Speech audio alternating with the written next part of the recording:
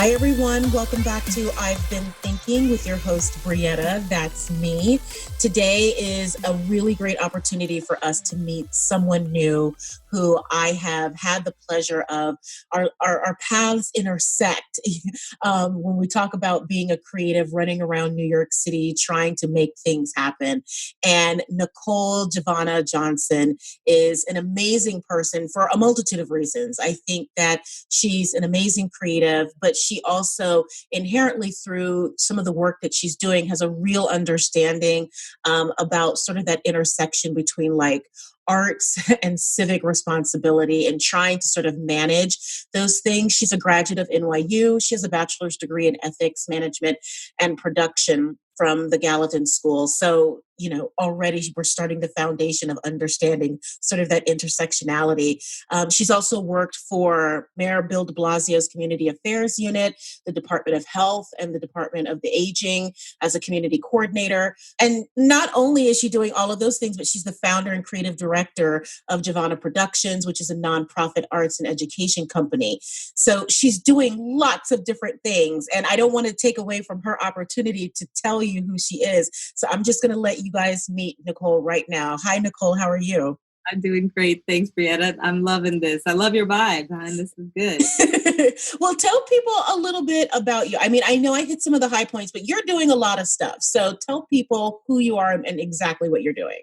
Yeah, this is a great opportunity to actually tell people or to say it to myself, because I do a lot of things, but who I am is a bit different. I consider myself an artist and a poet first and foremost, and a poet in a variety of ways, helping us to illuminate issues and like deep down rooted, I guess you would call these like dysfunctions in our society. Yeah. I take a lot of time, my mornings are spent writing poetry around like our existence, delving deep into relationships with higher powers, relationships with ourselves, relationships to the people around us.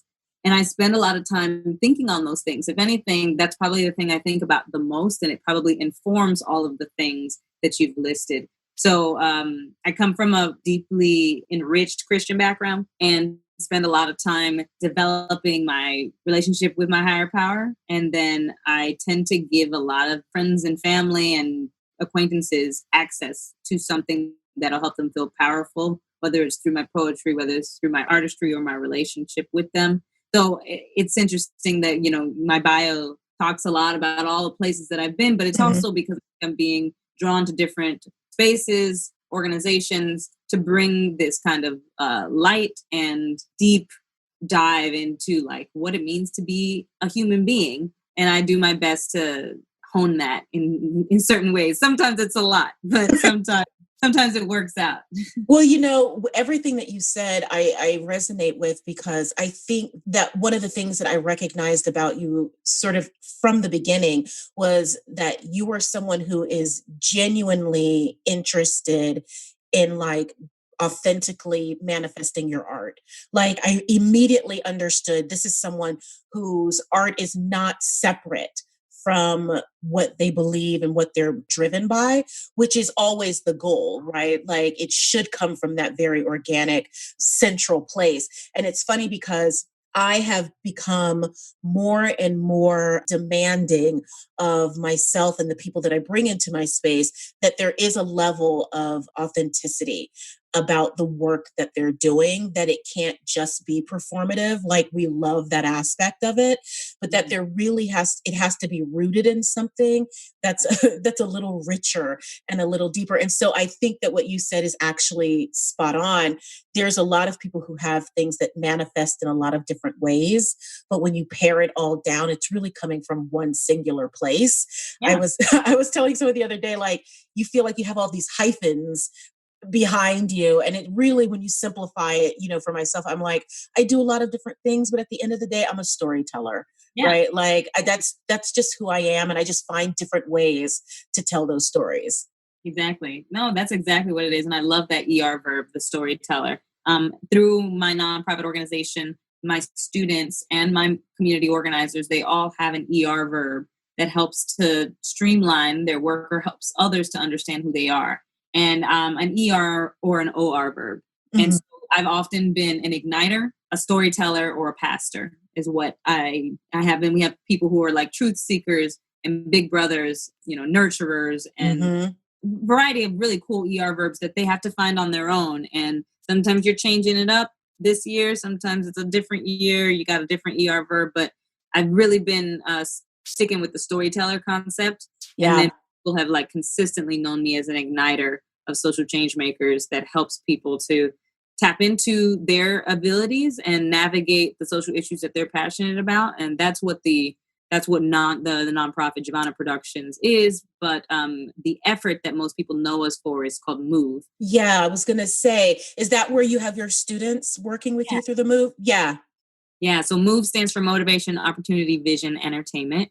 And it's an effort that started actually when my brother, I moved away from home when I was 15 and I moved to New York City to pursue a career in the arts. And my brother has autism. And in leaving him during those crucial years, I always felt like there was something that I created like a chasm in the family. And my friends and teachers, when I moved to New York, at 15, they helped me to create a show that was called M.O.V.E for Autism.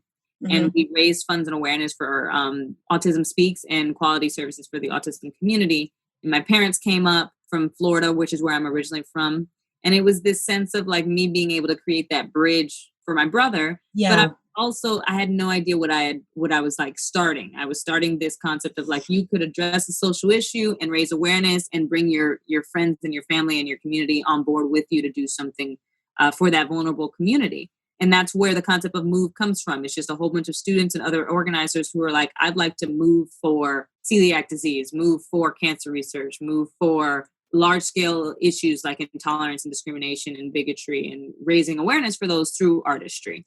And so really that's where you started sort of making that tie between arts and like civic responsibility or social justice. It was through that initiative, through that M.O.V.E initiative, starting with your brother. Yeah, M.O.V.E for Autism. It was that brotherly responsibility or sisterly responsibility concept. Yeah. One of the things that I think is really interesting about the work that you're doing that I'd love to hear a little bit more about, as someone who is pretty deeply entrenched in helping people sort of create traction around issues that they care about.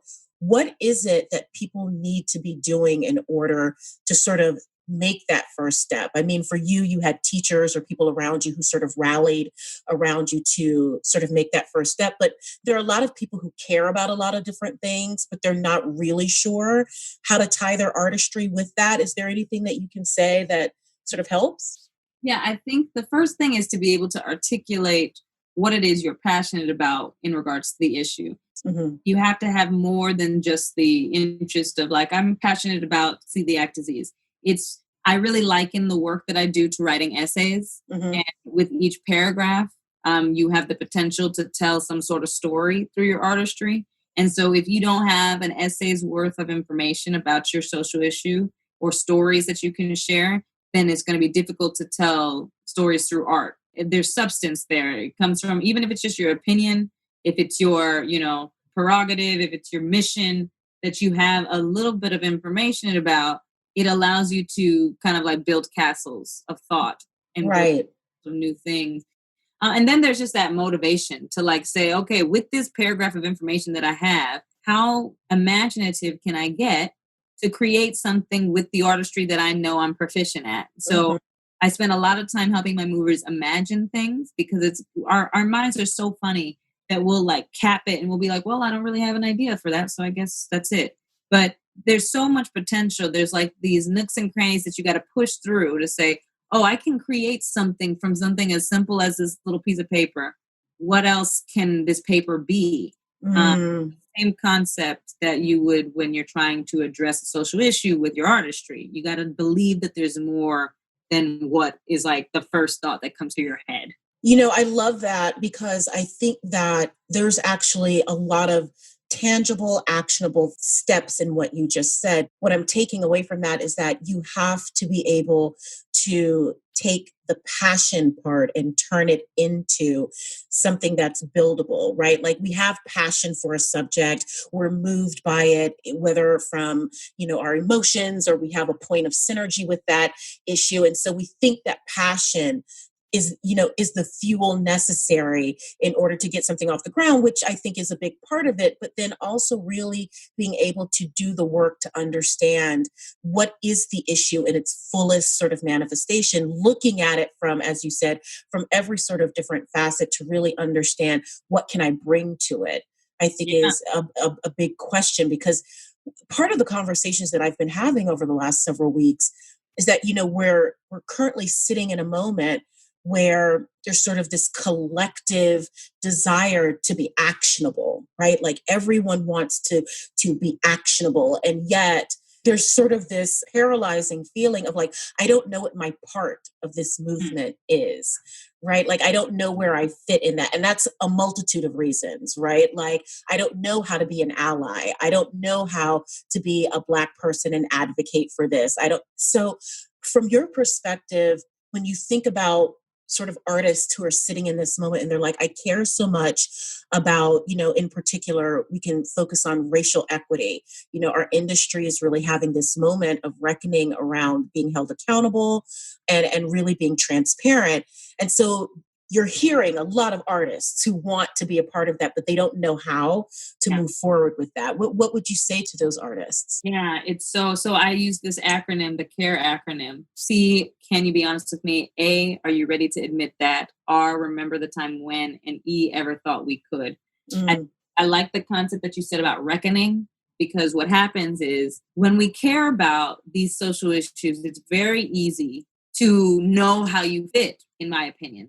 I feel that if you haven't done the things that the CARE acronym asks you to do about a certain issue or a relationship or a vulnerable community, you don't know how to go about caring for them. It's so unfortunate because it's reckoning. It's like the hindsight. Yeah. Cared earlier, but now we're in this place where we're like, there's so much panic, there's so much chaos, there's so much guilt. And you're like, I actually realized that I actually didn't care about them before this. And care is like, it's like being able to know the people so well that you can imagine things that they'd like. It's like, I know what my dad's going to like for Christmas because I just know that he's not going to want socks. He's going to want a poem because he's artistic and he because you spend time with them. And so basically we're in this place for artists who may not know what to do right now.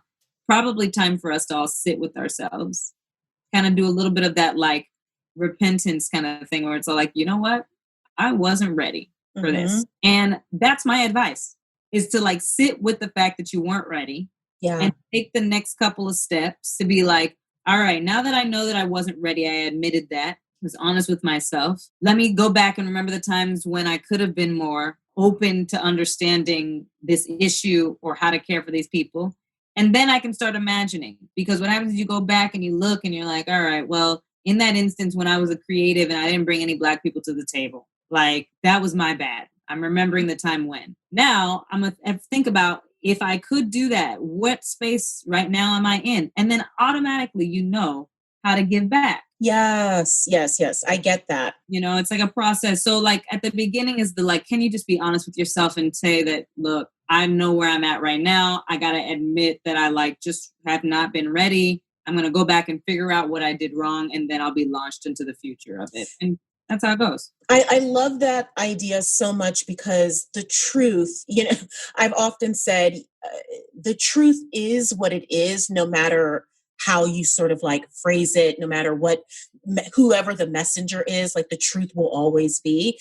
And the truth of what you're saying, I think, is really so key, which is that to truly care about something means that you understand it intimately, right? Like that there isn't this sort of distanced relationship that we have with each other, that it necessitates you getting into the minutia of the issue so that you can understand where you fit in creating a solution with that. And I think that is an interesting conversation that's being had, but not fully, because I do think that as an industry, I still don't think that we're quite ready to admit that we didn't care. Oh, Right. God. Like, Yeah. and quite frankly, that we didn't have to care, I think is really the bigger, sort of more truthful statement from my perspective. It's not so much that we didn't care. It's like, I didn't have to care about this. It didn't impact my career growth. It didn't impact my economics. It didn't impact my, my comfort. And so now part of what I'm loving about this moment that we're in is that the call for accountability for those who just fundamentally can't care because because they're driven by something emotional will Yeah. have to care because it's going to impact the way business is done. Yeah. I'm all about it. It's about time. It is. It's unfortunate the moments in which that accountability blows up, or like their lack thereof accountability in the past, and now they're facing it and confronting it. There's going to be a lot of like Black and brown people in the midst of those situations that get hurt. Yeah. And I mean, honestly, I was thinking about this the other day. I was like, in the 60s or before that, I imagine that Black and brown people were often crying because of the amount of trauma. Like you would just like come home and you would just be tired. Right. From blatant amounts of like catastrophic instances in which you feel the brunt of oppression, or the brunt of like a white person just being unnecessarily in today's world is like not holding themselves accountable. That was like being entirely racist. To that point, it's an interesting pivot that we're in when we talk about the time, because I would assume, and you can always assume because when you haven't lived it, there's a certain story that you tell yourself about it. But, when I think about my mother and going back, the racism that they faced was so in your face that there was almost a relief to that because you knew what you were fighting.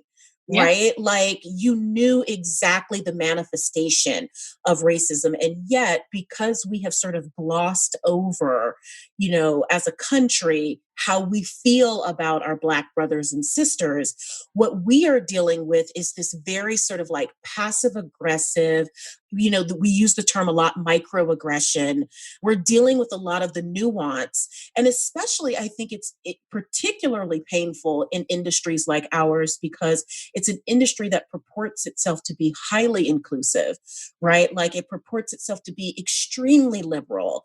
And so these are people who would never imagine that they would be racist or biased. Exactly. That's the gaslighting part of it. That's when you're like, am I wrong? That it's like they got us in the mind now. And I don't know which one is worse, the physical, aggressions, or the ones that they gaslight you. Right. Like one of the if anything, that is the one aggression that I feel I know so well because I've been gaslit in like every job. Yeah. To like degrees that I just like wouldn't even believe the next time that it happened. I'd be like, wow, I didn't think it was going to get any worse. Exactly. I completely understand that. Rough, bro. And so, I mean, after a while, I'm just thankful that it's happening. And I imagine that there will be times that it will just blow up even more and I'll be right in the middle of it and I'll take it for the team kind of thing. It's funny, you mentioned at the top of this conversation that you come from a religious Christian background. And so do I. I grew up a pastor's kid and I grew up in church and my relationship with my faith is like central to who I am. And it's interesting. I was having this conversation the other day about this whole idea of like microaggression and sort of how that has played such a large theme in how I've navigated the world as a Black woman, because there is this sense of it being so subtle that you can't articulate it to others because it seems crazy, right? Like, and that's the piece that I completely agree with you. Like, it's the one thing that I have found to be the most frustrating about navigating the world as a Black person, because it feels like no one's going to believe that this small thing is really coming from this very ugly place of bias. It's the worst. Like you try and explain it to a white ally that thinks that they're a white ally. Right. And it's like, you cannot get past the fragility nor past the defensiveness. And you're trying to explain these very complex themes of like the smallness of misunderstanding who I am, or like devaluing me and not seeing certain things Mm-hmm. about me within the system, you Mm-hmm. try to explain like the craziest puzzle in the world and they just are not ready. Right. And then you feel bad because you're trying to explain it, and then they don't think there's any justification. And it's a spiraling, unfortunate moment, trying to explain something to someone who doesn't want to understand it, but then think about trying to explain something that is this complicated. Right. That's why they built it, so that it would last. Well, and it's funny because the way I was thinking about this in relationship to sort of my faith and how I move through the world, it's interesting because I was saying to someone the other day that one of the greatest gifts that I have had is an innate understanding of my identity, right? Like, and my identity is held outside of others' opinions of me, right? Like, and I was saying to a friend, I was like, when you know that you are loved by the Most High, like when you know that you are held in esteem and that you are not just tolerated, but valued and loved beyond compare, that has been the place that I have to move through the world, Oh, yeah. because it helps become a defense against, these instances that seem to permeate your life where people want to try to tell you who you are in relationship to them and what they need, right? Like that's how they want to see you. And it's so important to have a clear understanding of who you are so that you don't feel victimized by every single time. Oh my gosh, yes. Thank goodness. Thank goodness. Because I don't know how I'd be at this point if I didn't have any other perspective of myself. But then at the same time, a lot of us are struggling with understanding ourselves in the Eurocentric light of Christ Mm-hmm. or of religion.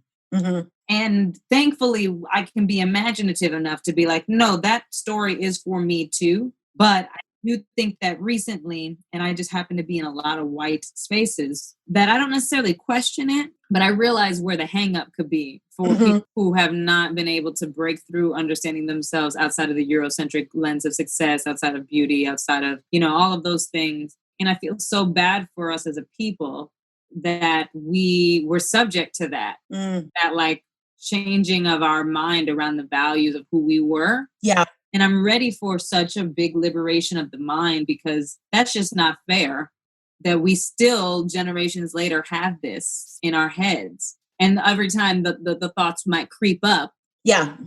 I can I know how to get back to where I'm at, where I grew up by myself with God and was like, I can get back to that. But there will be times when Mm-hmm. you're gaslitting, or you get outwardly racist situation, or like a Karen will come up and do some craziness to you where you're just like, you just are so shocked, and you just fall back into that concept of it creeping up into your head, like the value stuff. Totally. Well, and that internalized racism piece is to me the first most important work of deconstructing that colonized mindset of like, if I don't achieve success this way, if they don't co-sign my career, if they don't, esteem me in a certain way, then I haven't reached the pinnacle.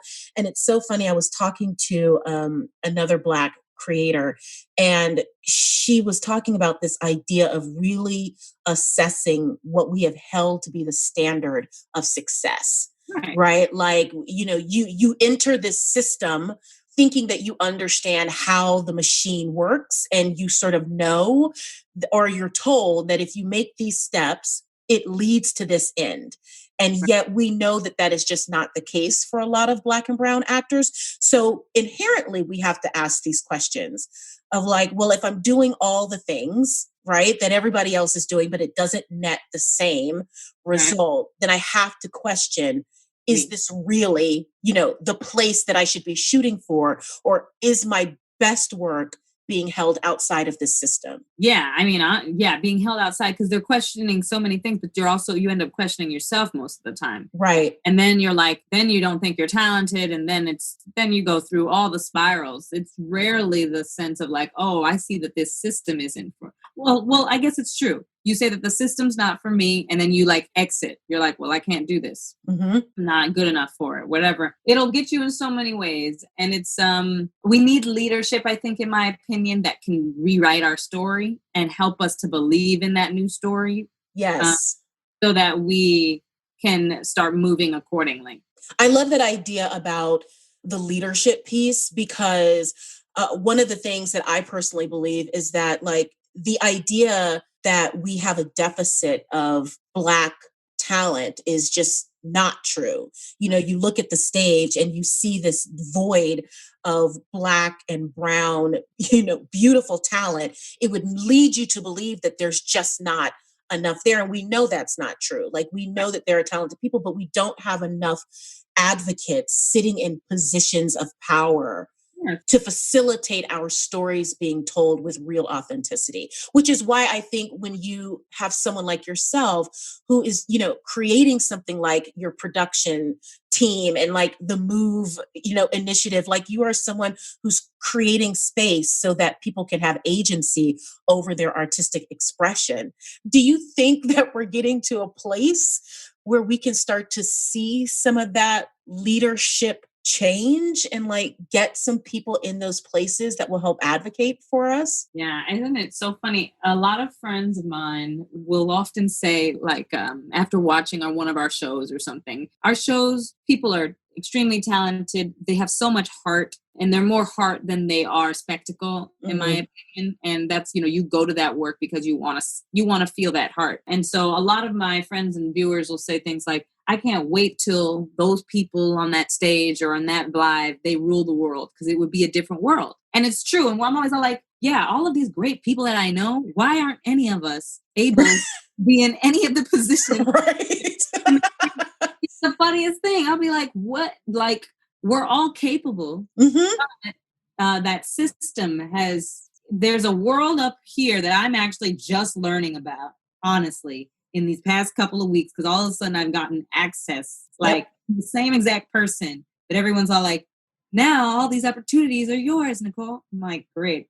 And I'm meeting all these people who I'm like, wow, you live up here, Black and brown person? Like, Yeah. I had no idea, because I'm like, I come from I definitely I'm SAG-AFTRA, and I was a member of Equity, but I live in the non-equity world. I live with people who are at the bottom because I love a good underdog. And so meeting all these new people up here, I'm all like, all y'all have all this, like you're well-known Black and brown people. I didn't know that you existed. Right. But I also like didn't know the things that you were working on. Like, it's weird. It's like this communication gap with them and the next tier of Black people. Yeah. There are people up there who have funding, who have resources, who have capital, social capital, financial capital. They're ready. They're up there. But it's like you burst into this new world and you're like, wow, I didn't know that we were all here. Yeah.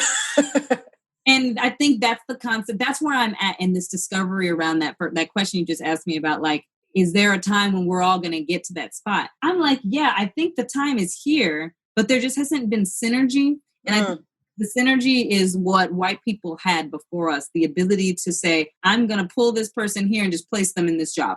Yep. Place them in this job, and I'm just going to do this because I can. And man, the moment I'm able to do that, the second, right, you're going to know that just like will change the game. Personally, for me. Yeah. My friends will have jobs. I'm big on that. But I don't think that we all do that, Black and brown people, right now. No, I was just thinking that when you said that. I was like, I think this is an area of, it's definitely rooted in our historical trauma, but we don't do a good job of like pulling us up with each other. Okay. And I think, I don't know, you may have a different opinion, but I think part of that has been based out of this scarcity mentality, right? Like there's not enough for all of us. So like, I've got my piece and I can't give you anything because like that will take away from my piece. No, that was me vying for my one swing Black girl spot. Right.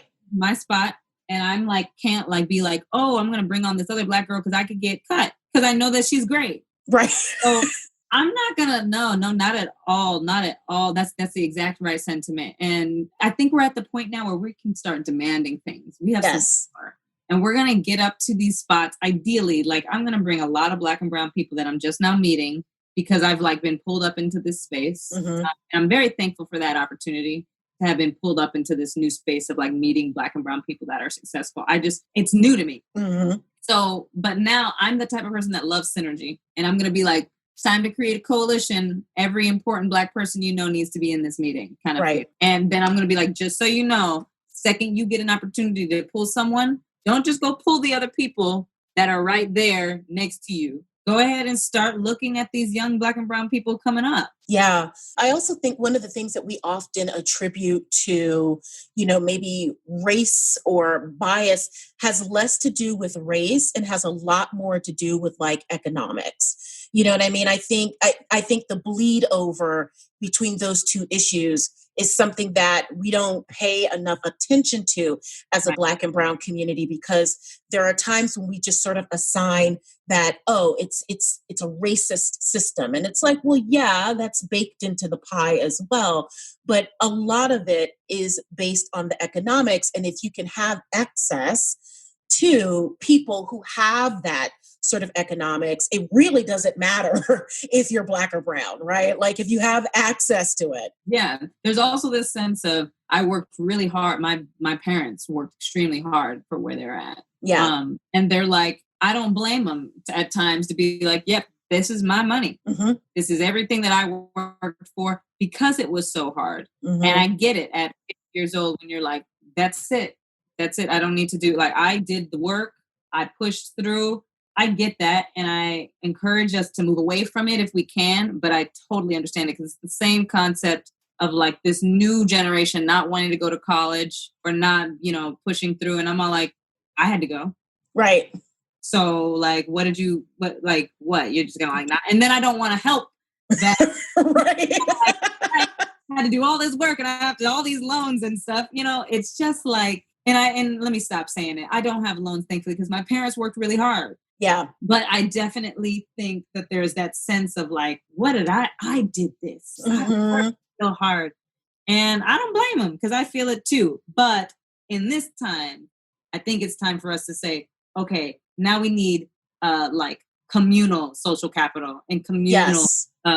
Just generative and work. Leveraging all of the capital, right? Like it's the financial capital, it's the social capital, it's the star power. Like we have to be able to leverage all of it. Oh, yeah. In order to move the dial forward. And I think something that you said, which is really the space that I've been in sort of like emotionally looking at this moment, is that I think we've reached the threshold for people to understand that they can't afford to not care about this. Like you can't afford, and I mean that for like Black and brown people as well as non-Black and brown, like you can't afford to not care about this. When I watch some of these systems being completely dismantled, like, entire theater houses eliminating their entire staff, because you can't afford to pretend like this is an acceptable thing or an environment for you to just be okay with. And I think that holding the system accountable, holding this industry accountable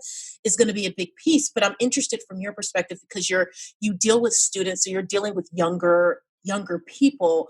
I get the sense that there's it's a weird combination of both fear and audacity, where they're just like, yes, burn it all down. Like, let's start all over again and like rebuild it.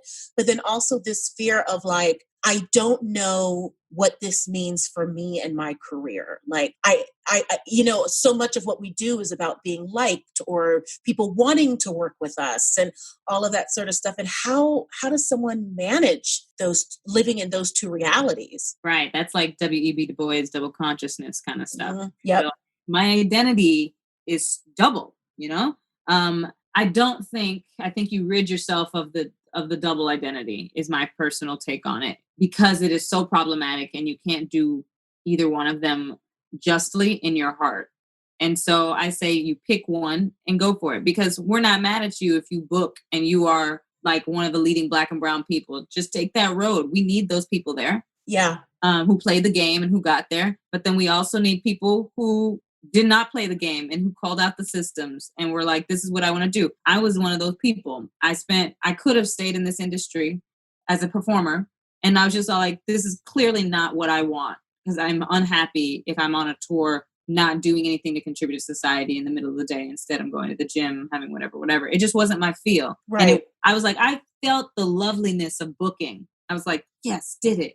Going out, I get to tell everyone I'm doing this because I'm so successful. And then I was just all like, but then I get there and I don't feel anything useful but going on at 8 p.m. or swinging and jumping on and being someone's help in that sense. And it was bothering me. You got to be so honest with yourself about what you want. Yes.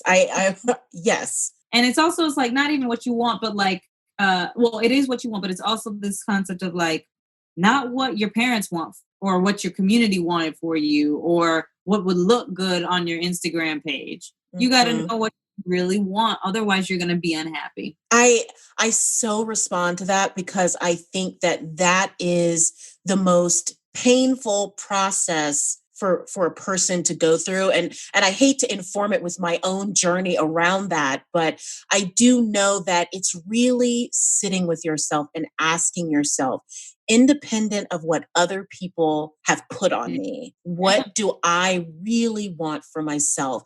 And then understanding that the manifestation of that may not fit into your skewed idea of success.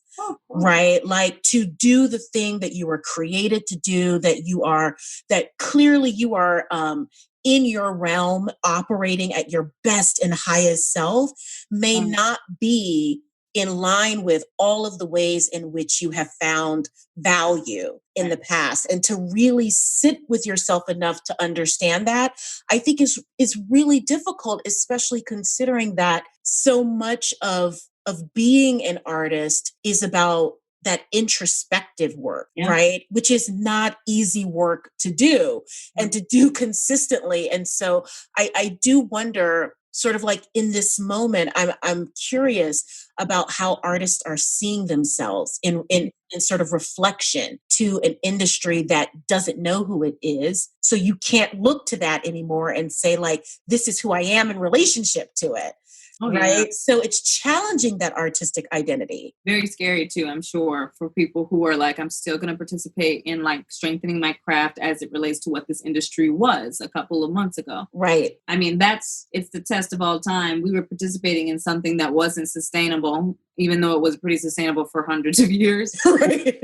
But like, it was eventually going to crash. Right. Just like all things that are built on something that unstable, like it will come crumbling down at some point, and it's going to be crashing and it's going to feel horrible because your identity was like strapped into the walls of it. Oh my gosh, what do I do? And that's unfortunate, but it is part of the reckoning. Yes. And I'm like, great, let's all it's a painful, beautiful thing, because one of the things that I, just personally, I have found to be true in my life is that every time that I have had sort of that tear down moment, the pain has never been lessened. It's always been painful.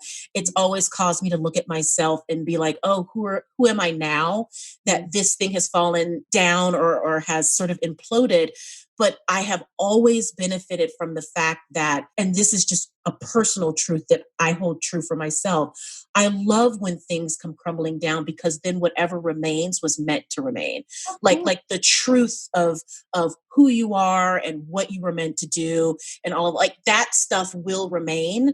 Like you'll always be an artist independent of this industry. Yeah. that may not exist in its current manifestation. Right. Yeah. This industry will do a number on you and make you think that you are just in there to get the job through that audition. And we all know the danger of it, and we know that it's toxic, but I'm happy that toxic things are falling. Yeah. That we can see them for what they are and make a decision that's better for our lives. And ideally, there will be compensation that still allows us to be artists. Mm-hmm.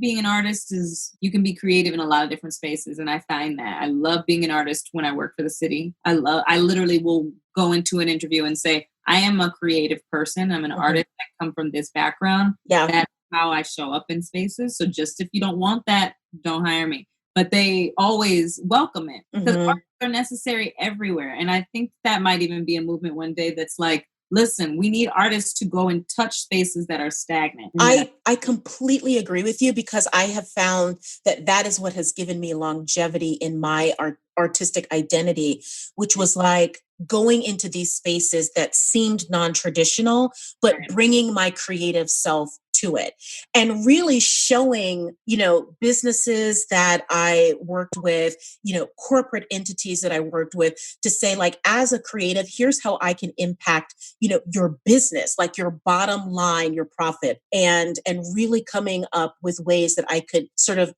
encode my artistic DNA into what they were doing. And I actually do think that this is a part of sort of the next iteration, that artists are going to have to be open to infiltrating some spaces that don't seem to cultivate Yeah. artistic expression, but are very much in need of that. Oh yeah, I know. And I'm excited. I think that we're on our way to that beautiful revolution that we've been looking for, but it's going to be in the mind. And we all have to spend a lot of time navigating how to best suit ourselves up for the armor of it all. Yeah, on that, sort of like as a final thought for people who are listening, who are in that space where they're trying to do that introspective work. Right. They're sitting in this moment with like a global pandemic, right? Like that's impacting their actual financial security. They have an industry that's in complete tattered. Like, so people are sitting there with themselves like, who am I and what am I supposed to do? As Yeah. someone who's an educator, how can you